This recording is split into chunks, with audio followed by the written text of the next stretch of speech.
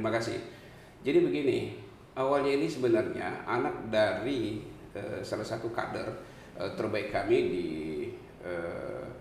Soksi dan juga Golkar itu bernama Frisly. Jadi Frisly ini keluar rumah karena ada janji pertemuan dengan temannya di Cafe Tema itu di Jalan Irkab. Jadi Frisly ini berjalan menuju ke kafe itu, kemudian di ujung pertigaan itu kan terjadi banjir. Kemudian pada saat sampai di tikungan di ujung itu dia mau belok kanan, kemudian tiba-tiba ada mobil dari arah berlawanan, dia mau belok kiri bertemu. Kemudian setelah itu karena banjir akhirnya Frisly bisa lolos dari peristiwa itu, kemudian berjalan ke arah Cafe Tema. Dalam perjalanan itu belum sampai, ini mobil Frisly ini diikuti oleh tiga pengendara motor. Diikuti, kemudian kendaraan sedannya itu, mobil sedannya itu dipukul pakai kayu, kemudian dipukul juga pakai tangan. Nah, tentu Frisly tidak tahu apa penyebabnya, shock, kaget. Nah, kemudian pada saat Frisly ingin melanjutkan perjalanan, kendaraannya itu dipalang oleh kendaraan motor itu, kemudian Frisly turun, kemudian sesampainya di sana ingin menanyakan apa permasalahannya. Salah satu pengendara motor itu mengatakan bahwa kakinya itu terlindas oleh ban kendaraan mobil tersebut. Namun pada saat ditanya kaki yang mana yang terlindas, tiba-tiba Frisly itu dipukul dadanya sebanyak 2 kali. Dihajar 2 kali. Setelah itu ada warga yang menyelamatkan. Ya. Kemudian Frisly tibalah di Cafe Tema di Jalan Irkab. Sesampai di sana Frisly menghubungi ibunya, yaitu Ibu Ida, yaitu kader kami di Soksi, dan beliau adalah ketua Depicap dari Soksi dan juga anggota DPRD dari fraksi Partai Golkar. Bang, sudah dipertemukan dua belah pihak antara korban dan pelaku. Sudah ada keterangan sendiri belum dari terhadap Bu Ida, karena kan sempat diteror juga ya? Sudah bisa menerima nggak, atau masih ada rasa kekhawatiran? Ya, kalau Bu Ida, Ibu Ida ini kan salah seorang tokoh di Pekanbaru ya, juga anggota DPRD dari fraksi Golkar yang dari unsur Soksi yang berbadan hukum. Kalau kekhawatirannya tadi saya sampaikan bahwa Ibu Ida ini masih ada kekhawatiran, ya, karena ada rangkaian peristiwa yang terjadi sampai dengan adanya pengeroyokan dan penganiayaan ini. Ya, kita memang tahu bahwa ini adalah murni kriminal. Ya, pasal 170, pasal 351 itu murni kriminal. Namun adanya rangkaian ini, kenapa ada rangkaian ini? Tentu ini kan mesti dicari tahu, ya. Apa motifnya? Apakah ada motif lain selain kriminal, misalnya? Karena beliau adalah tokoh, ya, tokoh, dan memang salah satu kader kita mempunyai salah satu kader terbaik Soksi dan juga Partai Golkar yang mempunyai suara yang besar di Pekanbaru dan potensial, ya, kader yang salah satu kader yang terbaik. Apakah memang dalam aktivitas, dalam kegiatannya ini bersinggungan dengan pihak-pihak lain? Ya, itu mungkin hal-hal yang ya itu resiko ya dari profesi, resiko dari seorang tokoh. Ya mungkin bisa aja itu disebabkan oleh hal-hal seperti itu, mungkin saja ya.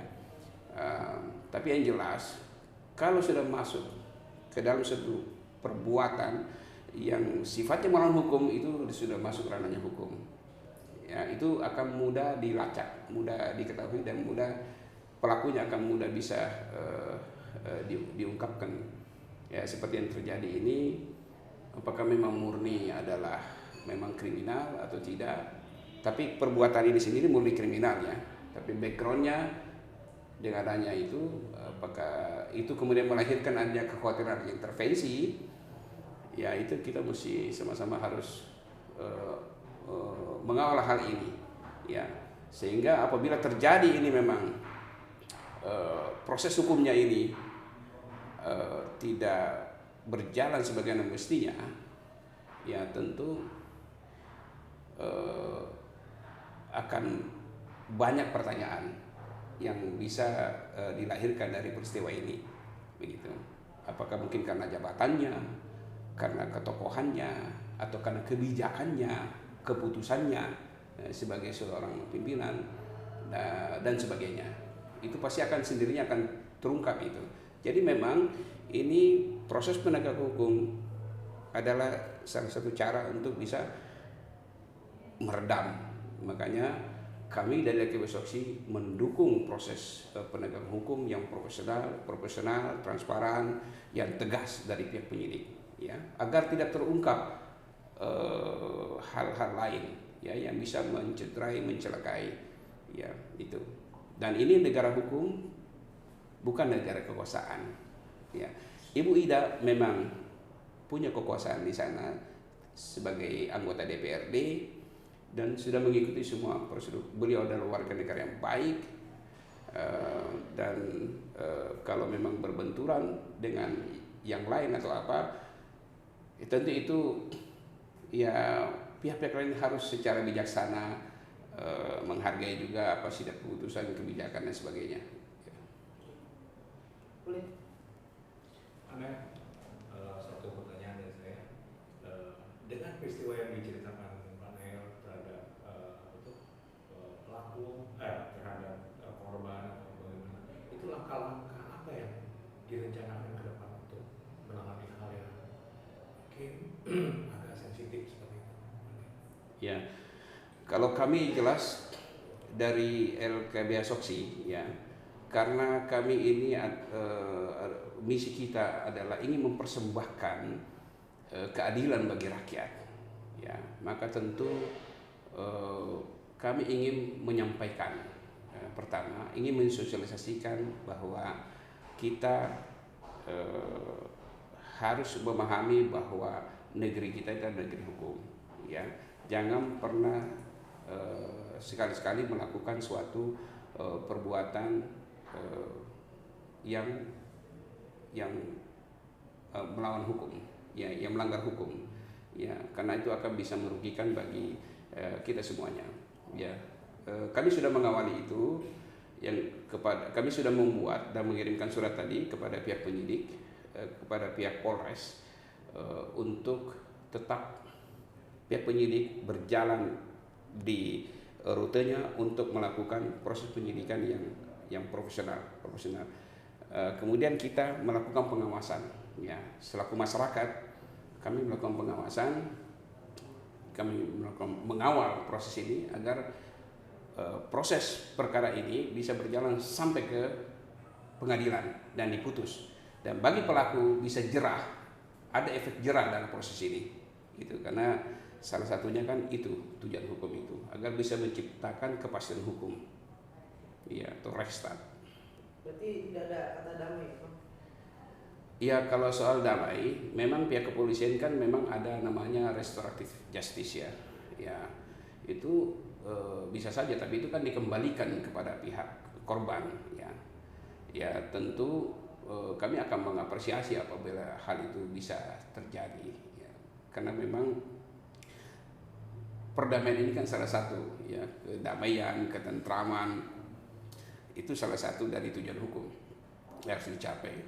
Kalau memang di antara pelaku ini memang ada datang kemudian meminta maaf kepada itu, ya kami persilakan kepada korban untuk merespon hal itu, demikian.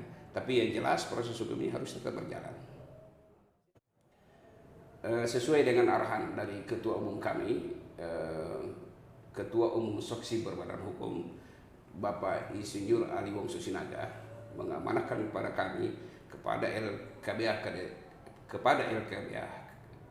Soksi, agar dimanapun, kapanpun kita harus berusaha semaksimal mungkin untuk mempersembahkan keadilan bagi rakyat, ya tanpa kecuali. Cukup. Cukup. Oke.